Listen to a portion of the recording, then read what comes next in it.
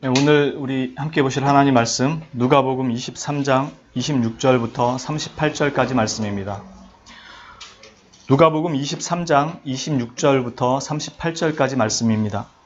신약성경 137페이지 누가복음 23장 26절부터 38절까지 말씀입니다. 다 찾으신 줄로 알고 제가 봉독하도록 하겠습니다. 그들이 예수를 끌고 갈 때 시몬이라는 구레네 사람이 시골에서 오는 것을 붙들어 그에게 십자가를 주어 예수를 따르게 하더라. 또 백성과 및 그를 위하여 가슴을 치며 슬피 우는 여자의 큰 무리가 따라오는지라. 예수께서 돌이켜 그들을 향하여 이르시되 예루살렘의 딸들아 나를 위하여 울지 말고 너희와 너희 자녀를 위하여 울라. 보라, 날이 이르면 사람이 말하기를 잉태하지 못하는 이와 해산하지 못한 배와 먹이지 못한 젖이 복이 있다 하리라. 그때 사람이 산들을 대하여 우리 위에 무너지라 하며 작은 산들을 대하여 우리를 덮으라 하리라. 푸른 나무에도 이같이 하거든 마른 나무에는 어떻게 되리요 하시니라. 또 다른 두 행악자도 사형을 받게 되어 예수와 함께 끌려가니라. 해골이라 하는 곳에 이르러 거기서 예수를 십자가에 못 박고 두 행악자도 그렇게 하니 하나는 우편에 하나는 좌편에 있더라. 이에 예수께서 이르시되 아버지 저들을 사하여 주옵소서. 자기들이 하는 것을 알지 못함이니이다 하시더라. 그들이 그의 옷을 나눠 제비 뽑을새 백성은 서서 구경하는데 관리들은 비웃어 이르되 저가 남을 구원하였으니 만일 하나님이 택하신 자 그리스도이면 자신도 구원할지어다 하고 군인들도 희롱하면서 나와 신 포도주를 주며 이르되 네가 만일 유대인의 왕이면 네가 너를 구원하리라 하더라. 그의 위에 이는 유대인의 왕이라 쓴 패가 있더라. 아멘.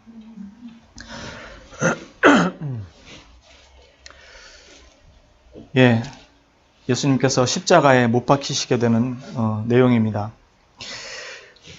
내용을 간단히 정리를 해드리면 구레네 사람 이 시몬이 예루살렘에 아마도 유월절 행사 때문에 예식 때문에 올라오다가 예수님이 십자가 지고 가는 것을 만나게 되는 것 같습니다. 예수님은 전날 밤부터 그러니까 겟세마네 동산에서 기도하시고 밤새 기도하시고 붙들리시고 가서 이리저리 끌려다니시면서 신문 받으시고 채찍질 받으시면서 등에 살가죽들이 다 떨어져 나가죠. 밤새 그 고통에 시달리시고 나서 20km가 넘는 십자가의 긴 가로로 세워지게 되는 십자가를 들고 가게 됩니다. 사형수들이. 그러니 많이 지치셔서 아마 이제 이 구레네 사람 시몬이 오다가 로마 병사가 그걸 보고 예수님의 그 십자가를 대신 지게 한 것 같습니다. 마가복음에 보면 알렉산더와 루포의 아버지라고 나오는데 로마서 16장 13절에 가면 경건한 사람이라고 루포에 대해서 이야기합니다. 그리고 그 어머니에 대해서도 무난하라는 얘기를 같이 합니다. 그 말은 시몬이 이 사건을 계기로 해서 예수님을 믿게 되었다는 것을 알 수 있게 되죠. 그러면서 예수님을 뒤따르는 무리가 있습니다. 그래서 예수님께서 그들을 보면서 여인들에게 예루살렘의 딸들아 이렇게 말씀하시는데 이 여인을 향하는 것도 있지만 어떤 면에서는 예루살렘이라는 것을 표현할 때 성경에서 딸, 여자, 시온의 딸들 이런 식의 표현들이 많이 등장하는 걸로 봐서 예루살렘 전체를 향해서 유대를 전체를 향해서 아마 하시는 말씀일 것으로도 보입니다. 그래서 보라 날이 이르면 이러는데 이 날이라는 단어를 정관사 덜을 붙이지 않고 그러니까 히브리가 아니라 헬라어로 정관사에 해당하는 그 호라는 정관사를 붙이지 않고 있어서 이 날이라는 게 특정한 날을 의미하지 않는 거죠. 그러니까 이중적인 의미를 갖습니다. 무슨 뜻이냐면 AD 70년경에 로마에 의해서 예루살렘 완전히 멸망하고 성전이 다 무너집니다. 그때를 가리켜서 1차적으로 날이 이르면 이란 의미도 포함되지만 마찬가지로 심판의 날 때 최종적으로 모든 것이 다 끝나게 날 그날에 대한 내용들도 포함하고 있습니다. 산들에 대하여 우리 위에 무너지라 이 표현들은 하나님의 진노와 또 한편으로는 로마 병사들이 찾아와서 그들을 전쟁으로 그들을 짓밟을 때 그 참상이 너무 끔찍하기 때문에 한편으로는 하나님의 진노하심이 너무 크기 때문에 차라리 산이 우리에 무너져서 하나님의 진노에서 우리를 가려달라라고 할 만큼 그 진노하심이 클 것이라는 표현이고요. 푸른 나무에도 이같이 하거든 마른 나무에는 어떻게 하리요? 푸른 나무를 땔감으로 쓰는 경우는 없거든요. 근데 푸른 나무를 땔감으로 쓸 정도라면 마른 장작은 오죽하겠느냐 이런 의미도 있고요. 푸른 나무가 지금 예수님을 상징하고 있다면 나에게도 이런다면 너에게 행하는 그 진노하심은 얼마나 더 크겠느냐 이런 의미도 담고 있는 것이라고 볼 수 있습니다. 그래서 나를 위하여 울지 말고 너희에게 임할 그 진노에 대해서 슬퍼하라, 즉 준비하라는 경고도 포함이 되어 있습니다. 그리고 또 다른 두 행악자가 함께 매달렸다라고 하는데 예수님께서 이미 누가복음에도 나오는데 22장 37절에 보면은 시편 53편 12절의 말씀을 인용하면서 불법자의 동류료 여김을 받았다라고 말씀하는 부분이 있거든요. 그래서 행악자들 사이에 매달리심으로 이 말씀이 성취되는 내용이 나오고요. 우리가 아는 이제 그 해골 골고다에서 못 박히게 되시죠. 이제 이게 아마 북쪽보다는 서쪽에서 약간 북쪽 지역에 있는 예루살렘 성전을 중심으로 봤을 때 이 예루살렘 바깥쪽에 있는 그 지역인 것 같습니다. 그래서 거기서 주로 사형이 이루어졌던 것으로 보입니다. 지형이 해골처럼 생겼을지 아니면은 거기서 많은 사람이 죽었기 때문에 그런 건지 정확하게는 알 수 없지만 어쨌든 해골이라고 부르는 골고다라고 부르는 그곳에 십자가에 매달리게 되죠. 성경에는 갈보리라는 말이 나오지 않습니다. 갈보리는 골고다에 대한 라틴어의 번역입니다. 그래서 우리는 흔히 갈보리 이렇게 이해하고 있죠. 거기서 달리시게 되고 그때 예수님께서 십자가에서 아버지 저들을 사하여 주옵소서 저들은 자기가 무슨 짓을 하는지 알지 못함입니다 라고 그들을 위해서 기도하시는 내용이 나오고요. 그리고 이제 밑에서 십자가에 못 박았던 병사들이 옷을 나눠가지고 예수님을 희롱하죠. 그때 관리들, 즉 대제사장들과 서기관들은 네가 하나님이 택하신 자 그리스도 네가 메시아라면 네가 스스로를 구원해봐라 라고 얘기하고 군인들은 네가 유대인의 왕이면 네가 스스로를 구원해봐라. 정치적, 군사적, 아니 종교적, 정치적 입장에서 이야기하는 거죠. 종교적 입장에서 네가 그리스도면은 스스로를 구원해봐라. 그리고 정치적인 입장에서 로마 병사들은 네가 유대인의 왕이면 네 스스로를 구원해봐라 라고 얘기를 하고 예수님을 조롱하죠. 양쪽 다. 그리고 예수님의 머리 위에는 헬라어, 라틴어, 그리고 히브리어로 유대인의 왕이라는 죄패가 걸리게 됩니다. 죄목을 쓰는 그 죄패가 걸리게 되죠.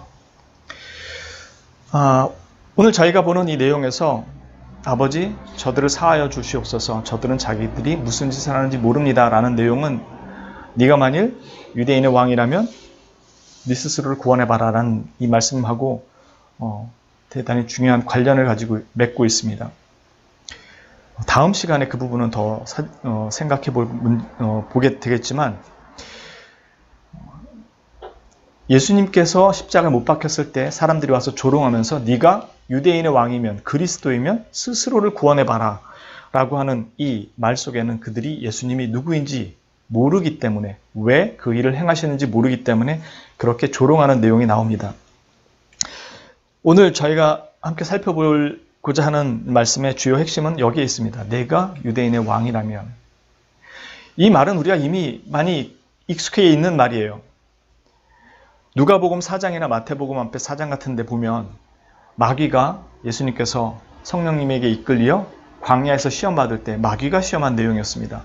네가 만일 하나님의 아들이라면 돌을 떡으로 만들어라 라는 시험이라든가 이게 세 가지 시험을 당하시죠. 이 시험이 공생에 시작할 때 공적인 사역을 하시는 생애를 시작하실 때 첫 시작이 이제 십자가에 죽으시는 마지막 사역의 끝에까지도 동일하게 나타나는 것입니다. 네가 만일 유대인의 왕이라면 네 스스로를 구원해봐라. 무슨 의미냐면 이 시험은 모든 인류가 시험에 다 실패한 내용이라는 것입니다. 마귀가 떡을 주면서 돌을 주면서 떡으로 만들어라 라고 했을 때 예수님께서 사람이 떡으로만 사는 게 아니라 하나님의 말씀으로 산다라고 하는 내용은 하나님이 주신 것으로만 사는 것이 아니라 하나님으로 산다라는 것을 전제하는 것입니다. 나에게 경배하면 내가 모든 것을 다 주겠다라는 것도 하나님이 없이 다른 것들을 추구하는 것에 대해서, 즉 네가 원하는 것, 모든 것, 이것도 사실 아담이 실패한 거죠. 하나님으로부터 모든 것을 받는 것이 아니라 하나님 없이 살 수 있는 방편들을 얘기하는 것이죠. 그리고 성전에서 뛰어내리라. 그러면 천사들이 네 발을 받칠 것이라고 성경에 기록되어 있다. 이라는 말씀도 성경에 있는 말씀이라고 그것을 가지고 우리가 하나님 앞에 자의적 해석을 들고 가서 자기가 원하는 것들을 요구할 수도 있다는 것입니다. 다른 것으로가 아니라 성경 말씀을 가지고 가서, 그런데 해석은 자의적으로 내가 원하는 대로 해석을 해서, 그러니까 하나님은 전부 다 방편으로 등장하게 되죠. 떡을 만드는 것도 그렇고 세상 권력을 얻는 것도 그렇고, 그러니 메시아에 대한 해석도 자의적 해석이 될 수밖에 없죠. 같은 성경을 가지고 있음에도. 이게 모두가 인류가 실패했다는 것입니다. 즉 하나님이 아예 없다라는 것이 아니라 하나님이 계시다라는 걸 인정하면서도 유대인들은 그들이 원하는 방식의 메시아를 기대하는 거지 하나님께서 말씀하신 메시아를 기대하지 않는다는 거죠. 마태복음 27장에 가면 대제사장들과 서기관들이 와서 예수님께 희롱합니다. 장로들이 함께 와서 그가 이스라엘의 왕이란다. 지금 십자가에서 내려와라. 그러면 그리하면 우리가 믿겠노라. 이렇게 얘기합니다. 네가 내려오는 걸 보여주면 우리가 믿을게. 마가복음에서는 이스라엘 왕 그리스도, 지금 그가 십자가에 매달렸는데 십자가에서 내려와 우리가 보고 믿게 하라. 네가 내려오면 우리가 믿어주겠다는 겁니다. 결론적으로. 이 시험을 통해서 보게 되는 게 하나님의 도움만 필요로 하는 거지 그분은 원하지 않는다라는 것과 그분의 간섭도 우리는 원하지 않는다라는 것을 보여주는 것과 똑같습니다. 세속의 종교는 신의 힘이 필요한 것이지 신을 필요로 하지 않아요. 그래서 신이 누가 나에게 무엇을 해주는가 보다 어떻게 신을 움직이느냐가 더 중요하고, 그래서 치성과 열정으로 신을 감동시킵니다. 그래서 내가 할 수 있는 모든 것들을 바쳐요. 육체적으로 한계까지 자신을 몰기도 하고요. 갈멜산 싸움처럼 채찍으로 자신의 몸을 자해하면서 이런 내 목숨까지도 걸 만큼 나는 진심 어리게 신을 찾습니다 라는 것을 갖다가 증명해서 신을 감동시키려고 하거나, 이런 방식으로 대상이 누구냐가 아니라 그 대상으로부터 필요한 것을 얻기 위해서 신을 만족시키려고 하는 경우가 많다는 거죠. 출애굽기 금송아지 사건이 일어났을 때 하나님께서 모세에게 내가 이스라엘을 가나안 땅에 넣어주겠다. 내 사자를 먼저 보내서 내가 길을 열어 넣어주겠다. 그러나 나는 너희와 함께 가지 않겠노라. 그때 모세가 하나님께 간곡히 매달리죠. 같이 가지 않으시면 아무 의미가 없습니다. 같이 가셔야만 합니다. 지금 이 모세가 원래 했던 이 내용을 오늘날도 우리가 가져야 되는 건데, 우린 똑같이 하나님은 안 오셔도 되고 우리가 필요로 하는 것만 가서 준비만 해주시면 됩니다. 그거 내가 믿음으로 구하거든요. 가 우리의 실제적인 신앙의 내용이 되는 경우가 많다는 것입니다. 만일 그리스도께서 단지 자신을 믿도록 만드는 것이 이 땅에 오신 이유였다면 과연 굳이 죽으실 필요가 있었을까? 그저 신적 권능을 보이시고 이적을 보이신 것만으로 믿게만 만드신다면 굳이 예수님이 이 땅에 오셔서 십자가에 죽으셔야 될 이유가 있었을까? 이 문제를 다시 생각해 볼게요. 일단 십자가 문제는 둘째로 치고, 네가 거기서 내려와 보라. 그리하면 우리가 믿겠노라. 이것과 거꾸로 우리가 믿습니다. 그러니 내려오십시오. 라는 것과 차이가 있나요? 실제적으로 이건 차이가 없는 거예요. 순서만 바뀐 거지 신앙의 내용은 차이가 없어진 거예요. 저들은 내려오면 믿겠다는 거였고 우리는 믿어요. 내려오실 줄을. 그 차이만 있는 거예요. 우리와 저들이 뭐가 다릅니까? 이 순서만 바뀌어 있는 거지. 저 사람들이나 우리나 원하는 게 똑같다는 것입니다. 내려오는 것으로 그리스도를 증명하는 것이 우리의 똑같은 신앙의 내용이 될 때가 훨씬 많다는 것입니다. 로마 병사들은 예수님을 보면서도 그분이 아닌 그분의 몸에 걸쳤던 것들을 나눠 가졌습니다. 그들이 집에 돌아왔을 때 그들의 손에 들린 건 또 나머지 옷가지들이었지 예수님이 없었어요. 우리가 만일 여기서 성경 공부, 예배, 찬양, 집회 이런 것 많은 자리에서 은혜를 구한다고 하면서 여러분들이 갈 때 그리스도가 아닌 여러분들이 소망한 걸 가지고 가면 우리가 이 로마 병사와 차이가 없다는 것입니다. 무엇을 얻으려고 그것에 모였을까 우리가 과연? 우리는 왜 예배 자리에 모였을까? 무엇을 얻으려고? 이것이 마귀가 우리를 미혹하는 가장 강력한 수단입니다.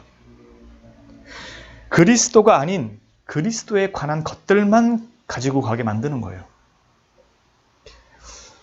왜냐하면 그리스도에 관한 것들은 바닥나면은 더 이상 우리에겐 아무 의미가 없어지거든요. 주님은 단지 메시아임을 입증하는 것이 목적이 아니었어요. 십자가 사건과 이적들은 그걸 본다고 해서 주님을 깨닫거나 아는 것이 아닙니다. 이 사람들은 여기서 주님을 보면서도 성경에 기록된 내용들을 보면서도 보지 못해요. 그게 우리의 그 본 모습이에요.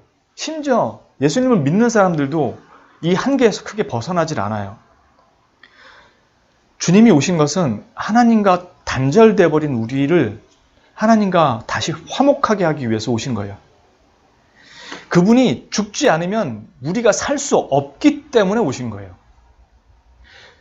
신의 아들이라는 걸 증명하려는 그 목적으로 오신 게 아니고 그분이 죽지 않으면 우리가 살 수도 그분이 누군지도 하나님에게 갈 수도 없기 때문에 오신 거예요.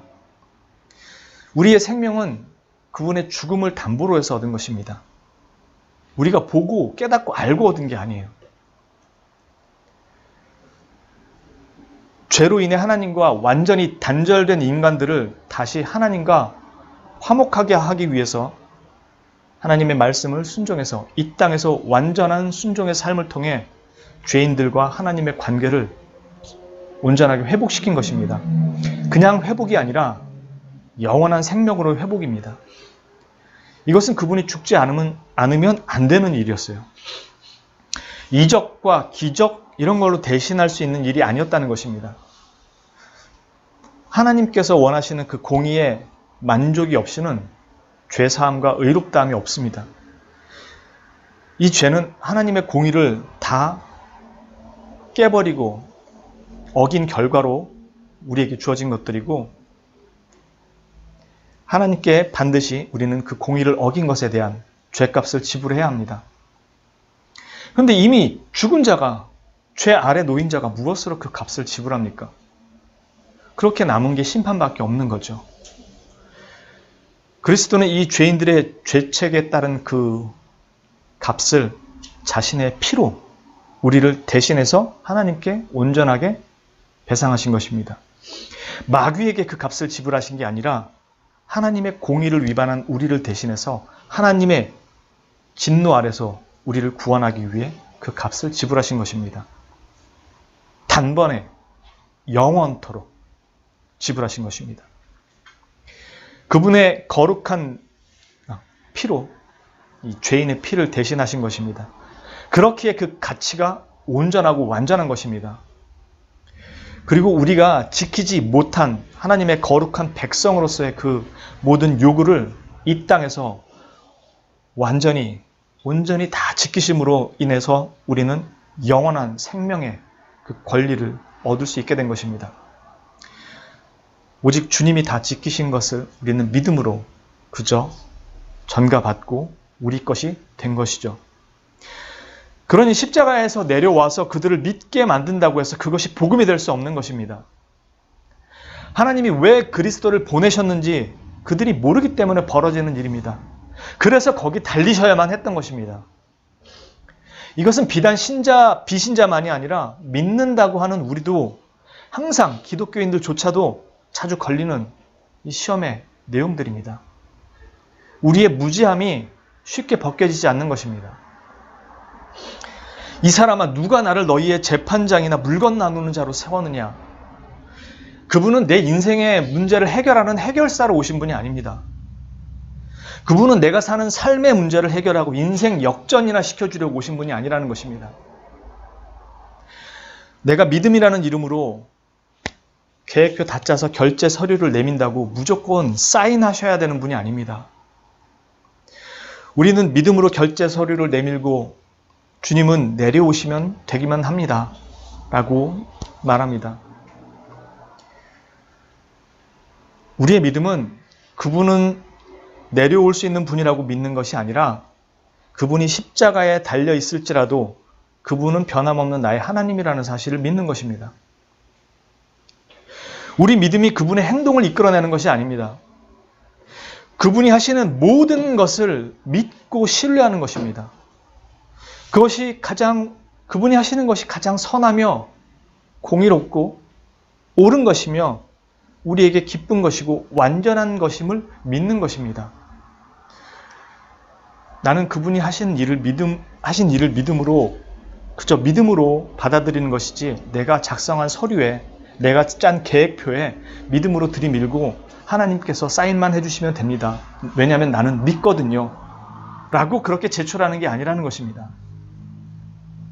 저들이나 우리나 하나님이 하시는 일을 제대로 보지 못합니다.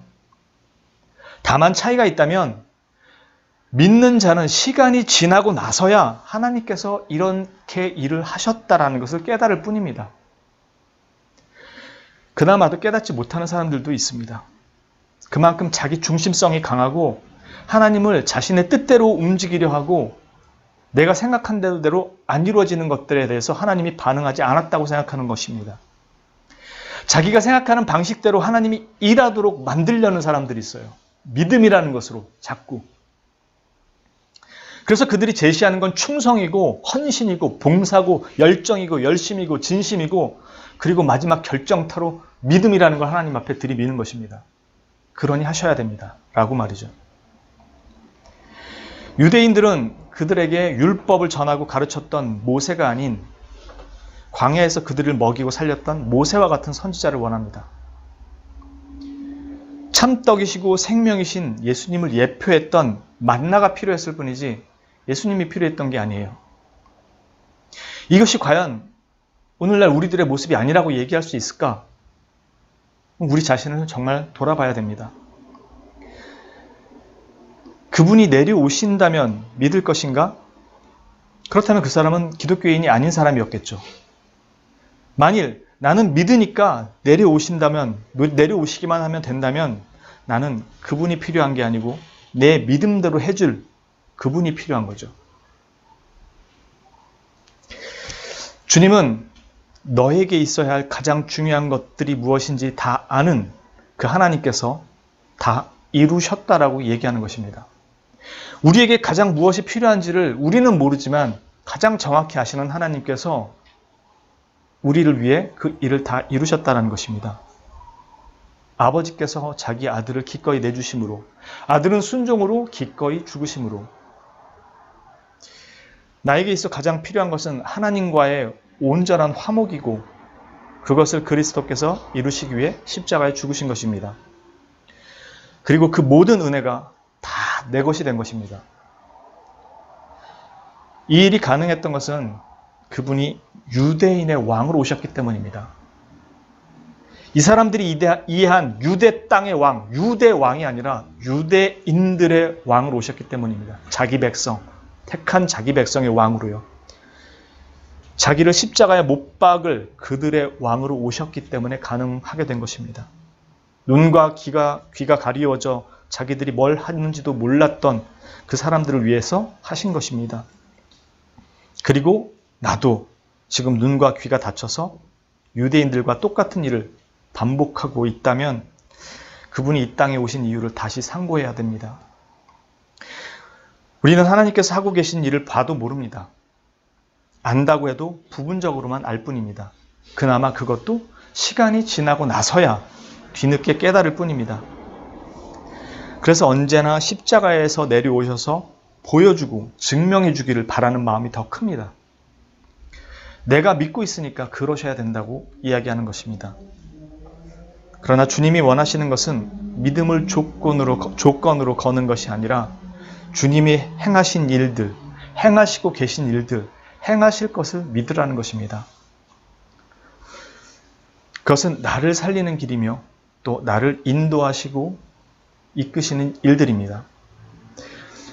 왜냐하면 그분은 공의롭고 자비롭고 지혜와 권능과 거룩이 무한하시고 영원하시고 변함 없는 분이기 때문에 그렇습니다. 그분의 뜻은 그렇기 때문에 언제나 선하시고 옳습니다. 죄인인 나를 그 선하신 사랑의 증거와 확증으로, 죄인인 나를 위해서 그 선하신 사랑의 증거와 확증으로 그 아들을 내어줌으로 분명하게 보여주셨어요. 그런 분이 나에게 행하고 계신 모든 일들은 악하지 않고 선하시며 온전하며 완전한 일로 행하는 것입니다. 그걸 내가 못 받아들이고 내가 계획표 짜고 믿음으로 이렇게 해달라고 자꾸 하나님께 들이미는 거죠. 우리의 모든 예배, 찬양, 집회, 성경 공부 이런 모든 것들이 우리가 가서 제비 뽑아 얻은 옷가지처럼 그것만 가지고 하면 우리는 신앙을 잘못 배우고 있는 것입니다. 우리는 그리스도의 집으로 돌아갈 때는 어디 다른 곳을 가든 언제나 우리는 어떤 자리에서든 그것이 예배의 자리든 집회든 일상의 자리든 우리는 그리스도의 피 묻은 손을 붙들고 있어야 하는 것이고 피 흘리는 그분의 발에 입맞추는 자들이 되어야 하는 것입니다. 그것이 내가 하나님 앞에 설 때 유일하게 의롭다함을 받는 길이고 영원한 생명을 보장받는 길입니다. 그리스도께로부터 받았다고 하는 것으로 하나님의 심판대 앞에서 우리 자신을 변론할 수 없어요. 마귀의 미혹은 그리스도의 것이 아닌 것으로 시험하지 않습니다. 그러나 그리스도가 없어도 되도록 미혹하는 것입니다. 우리는 이 땅에서만이 아니라 마지막 때에 하나님 앞에 서는 자들이 된다는 것을 명심해야 됩니다. 그때 내 손이 그리스도의 피 묻은 손을 붙잡고 있지 않다면 나는 아무것도 내 자신을 변론할 수 없게 됩니다. 그러나 그리스도께서 내 손을 먼저 꼭 잡고 계시기에 그분께서 나를 위해 변론해 주실 것입니다. 우리는 살면서 그리스도께서 주시는 것으로 살아가야 하는 것은 분명합니다. 그래서 어렵고 힘든 상황에서 간구하고 이 문제를 주님께서 해결해 주시기를 요청합니다. 그건 우리들이 누릴 수 있는 특권이고 은혜입니다. 그러나 그것을 얻기 위해서 그리스도가 필요한 것은 아닙니다. 그리스도에 대한 신뢰로 살아가는 삶에 그리스도가 내 필요가 되시기 때문에 삶의 모든 자리를 그분이 채우는 것입니다. 그리고 우리는 그분 자신으로 우리의 삶을 채우는 법을 배워가는 것입니다. 그것이 무엇이든지 간에 가장 정확한 것으로 채워주시는 분입니다. 나의 간구에 귀를 기울이고 잘못된 기도에도 책망하지 않으시고 우리에게 있어야 될 것을 아시는 분이 그것에 맞게 우리의 필요를 채워주시는 가장 정확한 분이십니다. 우리는 그것을 믿는 것입니다. 내가 될 줄로 믿습니다가 아니라 하시고 계신 것이 가장 정확한 것입니다라고 주님을 믿는 것입니다. 내 믿음을 조건으로 내 필요 목록을 작성하고 믿음으로 결제 사인을 요구하는 것이 아닙니다. 만일 그랬다면 우리도 주님이 십자가에 달리실 필요가 없었다고 했을 것이고 또한 얼른 믿으니까 내려오시라고 이야기했을 것입니다. 우리가 아무것도 모를 때 이 유대인과 같을 때 그분은 홀로 지금 여기 보시는 것처럼 모두 비아냥거리고 아무도 그분의 죽으심의 이유를 모를 때 그분은 홀로 그 모든 고통과 외로움과 그 사명을 다 혼자 묵묵하게 감당하셨습니다. 그리고 십자가에 죽으셨어요. 아무도 이유를 아는 사람도 없었고 심지어 내려오면 믿어주겠다는 조소와 비아냥 속에서 죽어하셨습니다. 자기의 피조물들에게 벌거벗긴 채로. 그때 그분은 아버지여 저들을 사하여 주옵소서. 자기들이 하는 것을 알지 못합니다. 그리고 여러분도 저도 지금 똑같은 말과 행동을 반복하는 때가 훨씬 많다는 것입니다. 그럼에도 그분의 사랑과 은혜는 멈춤이 없고 다함이 없고 지금도 그러하시고 앞으로도 변함없이 홀로 성실하게 우리의 변개와 변덕과 우리의 모든 허물 가운데서도 혼자 변함없이 지켜가실 것입니다. 왜냐하면 그분은 거룩하시고 자비하시고 인자하심과 그 사랑이 무한하시고 영원하시고 불변하시는 분이기 때문에 그렇습니다. 우리가 믿어야 될 대상이 바로 이런 분이고 우리는 이것을 믿는 것입니다. 그래서 우리에게 일어난 모든 일도 나에겐 고통일 수 있지만 반드시 그분이 바로 잡아주실 것이라는 것을 믿고 기다리는 것입니다. 그분의 머리 위에 죄패는 죄목은 그가 우리의 왕이었기 때문에 죽었다고 되어 있습니다. 헬라어, 라틴어, 히브리어 세상 모든 사람들이 볼 수 있도록 읽을 수 있도록 그렇게 우리의 왕이라고 적어 놓았습니다. 그리고 이 죄인들의 왕이 되시기를 부끄러워하지 않으시고 오히려 기뻐하셨다고 합니다. 십자가에서 고통 가운데 죽어가시는 분이 말이죠. 저는 이 하나님을 배반할 수도 포기할 수도 부정할 수도 없습니다. 다만 제가 이걸 지킬 만한 수준이 못 되는 그것이 안타까울 뿐이죠. 그러나 우리가 죽는 순간까지 우리 손에 그리스도의 피 묻은 손이 포개져 있을 것임을 저는 믿습니다. 왜냐하면 그분이 나를 붙들고 계시기 때문에요. 우리에게 가장 필요한 것이 바로 그분의 손입니다. 그분입니다. 그리스도인이 되었다는 것이 세상 만사 오케이 되었다는 것을 의미하지 않습니다.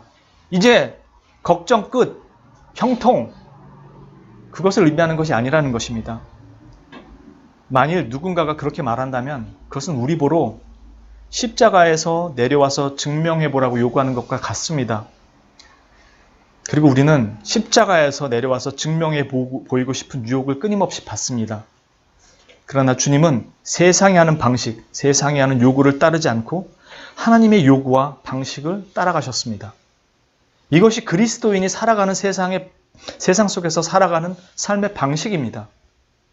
우리는 삶의 방식은 그대로 세상 것을 가져와서 이루는 방식만 예수 그리스도의 이름으로 믿음이라는 것으로 대신하려고 한다는 것입니다. 삶 자체의 방식이 바뀌는 것입니다. 그 방식의 본이 그리스도인 거고요. 죄인의 자리에서 의인의 자리로 옮겨진 자들이 살아가는 방식은 그리스도에 대한 신뢰와 온전한 의존입니다. 내가 계획하고 내가 설계한 삶의 이 필요와 원하는 것을 얻어내기 위한 그런 믿음이 아니라 그분이 나를 이끄시고 지키시며 돌보신다는 믿음으로 오늘을 버티며 살아가는 것입니다. 십자가의 죽음이 허무한 결말이 아니라 영원한 생명을 일으킨 하나님의 신비한 방식이었던 것처럼 말이죠. 지금 여기에서는 모든 것이 끝나는 것입니다. 우리 눈에는 죽으시기 때문에 기대를 했던 분이 죽는 것입니다. 그런데 하나님은 그 절망의 자리에서부터 하나님의 놀라운 일을 시작하신다는 걸 보여주시는 것입니다. 네가 선 자리가 끝이 아니라는 것을 가르쳐주고 계신 것입니다. 네 눈의 끝이지 나에겐 끝이 아니다. 그건 내가 너를 일으키는 또 다른 일의 시작일 뿐이다라고 지금 이야기하는 것입니다.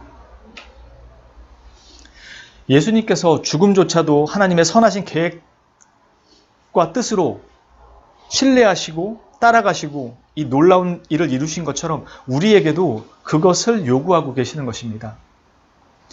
오늘의 우리 삶의 자리가 실패도 절망도 끝도 아니고 십자가의 고통처럼 여겨지는 그 모든 절망적인 자리가 하나님께서 놀랍게 일하시고 계신 하나님의 역사가 일어나고 있는 자리임을 믿어 의심치 말고 인내하며 나의 때를 기다리라고 얘기하시는 것입니다. 내가 너의 산성이고 요새고 방패고 구원의 뿌리라는 것을 기억하라는 것입니다.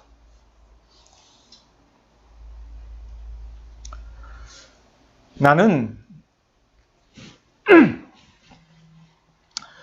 너를 단 한순간도 잊은 적이 없고 눈을 감아서 너에게서 시선을 뗀 적도 없고 내 손을 놓은 적도 없고 네 곁을 떠난 적도 없다고 누누이 성경에서 말씀하시는 것입니다. 네가 나에게서 고개를 돌린 때라도 나는 내게서 시선을 뗀 적이 없고 너를 침 삼킬 동안도 그냥 둔 적이 없으며 내 눈동자같이 너를 지키고 있다고 말씀하시는 것입니다. 내 생각이 너희의 생각과 다르며 내 길은 너희의 길과 다르고 하늘이 땅보다 높음같이 내 길은 너희의 길보다 높으며 내 생각은 너희의 생각보다 높기 때문에 걱정하지 말라고 이야기하는 것입니다. 어떠한 환경과 상황에서도 하나님은 함께 하시고 지키시고 계시고 우리를 위해 먼저 성실히 일하고 계심을 믿고 오늘도 세상의 방식으로 하나님으로부터 필요한 것들을 받아내면 되는 것으로 우리를 유혹해가는 그런 이 유혹으로부터, 이런 유혹에 대한 믿음의 도전으로부터 승리하시며 하나님만을 온전히 신뢰하고 그분의 피 묻은 손을 온전히 붙들 수 있는 성도님들이 되시기를 주님의 이름으로 축원합니다. 기도합니다. 거룩하신 주님, 우리도 이 유대인들처럼 주님이 십자가에서 내려오시는 그 놀라운 이적을 보여주시기를 날마다 기다립니다.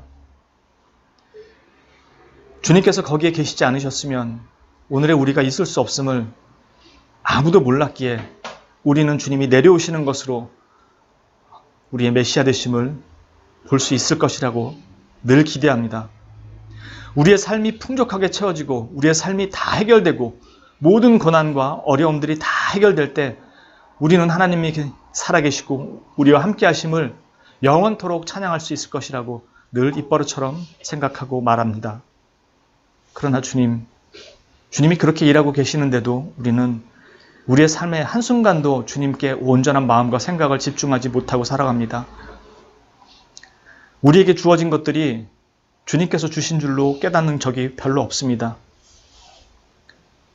오히려 정말로 풍족해져야 주님께서 주셨다고 생각하고 걱정이 없어야 주님께서 주셨다고 생각합니다. 그러나 굶주리고 척박하고 절망적인 그 자리에 여전히 주님이 함께 계시고 우리가 조금이라도 주저앉아 쓰러질까 봐 노심초사하시며 감싸시고 돌보시는 그 하나님을 우리가 보지 못합니다. 참으로 우리가 어리석습니다. 그런데 주님은 홀로 신실하시며 끝까지 이것을 지켜가십니다. 우리가 어찌 이 하나님을 사랑하지 않을 수가 있겠습니까? 우리가 무엇으로 주님께 은혜를 얻어내겠습니까? 그럼에도 주님께서 먼저 베푸심을 우리가 깨닫지 못합니다.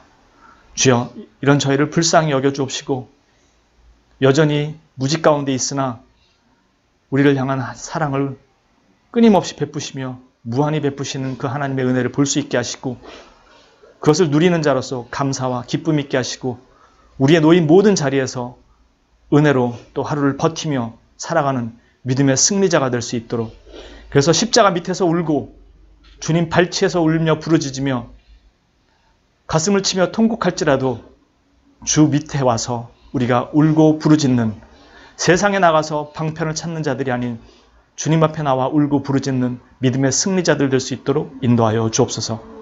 이 모든 말씀을 우리의 유일한 구속주여 인도주 되시는 구주 예수 그리스도의 이름으로 감사드리며 기도합니다. 아멘.